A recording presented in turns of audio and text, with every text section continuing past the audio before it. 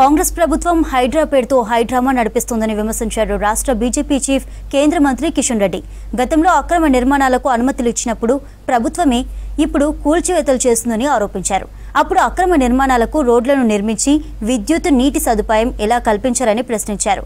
దానిపై ఇప్పుడు లోతుగా చర్చించాలన్నారు. ఏ చర్యలైనా చట్టమైనా అందరికీ సమానంగా వర్తింపచేయాలన్నారు. గతంలో అనుమతులు ఇచ్చిన అధికారులపై చర్యలు తీసుకోవాలని డిమాండ్ చేశారు కిషన్ రెడ్డి. హైడ్రాకు సంబంధించి ఈరోజు అనేక రకాలుగా ప్రజల ముందు హైడ్రామా నడుపుతూ ఉన్నారు. మరి ఇన్ని రోజులు ఇదే చట్టం ఉంది కదా. గతంలో కాంగ్రెస్ పార్టీ ప్రభుత్వం ఉండింది, ఆ తర్వాత టీఆర్ఎస్ ప్రభుత్వం ఉండింది. అప్పుడు ఉన్నప్పటి నుంచి కూడా ఇవన్నీ సంస్థలు, ఇవన్నీ ఇల్లీగల్ యాక్టివిటీస్, చట్ట వ్యతిరేకమైనటువంటి కార్యక్రమాలు కొనసాగాయి కదా. మళ్ళీ అప్పుడు ఎక్కడ పోయినా మీ చట్టాలను అడుగుతా ఉన్నాను. అదే వ్యవస్థ కదా. మరి ఆ రోజేమో మీరున్నప్పుడే అధికారం ఉన్నప్పుడే కట్టారు. ఈరోజు తొలగిస్తామంటే ఇన్ని రోజులు ఏ రకంగా కరెంట్ ఇచ్చారు, ఏ రకంగా ట్యాక్సులు వసూలు చేశారు, ఏ రకంగా అనుమతులు ఇచ్చారు, ఏ రకంగా కళ్ళు మూసుకొని అధికారులు పాలకులు కుమ్ముకై ఈరోజు మరి ఈ యొక్క కట్టడాలన్నింటినీ కూడా పెంచి పోషించారో జవాబు చెప్పాల్సినటువంటి అవసరం ఉంది.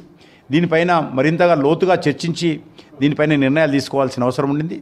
కాబట్టి భారతీయ జనతా పార్టీగా ఒక సమగ్రమైనటువంటి విధానం కావాలని కోరుకుంటున్నామే తప్ప ఎవరు ఇష్టం ఉన్నప్పుడు వాళ్ళు అనధికారమైనటువంటి కట్టడాలకు అనుమతులు ఇచ్చి మరి ఈరోజు అనేక రకాల సౌకర్యాలు, విద్యుత్ సౌకర్యం కానీ, రోడ్డు సౌకర్యం కానీ, డ్రింకింగ్ వాటర్ సౌకర్యం కానీ వాటికి ఏ రకంగా ఇచ్చారో తెలియాల్సిన అవసరం ఉంది.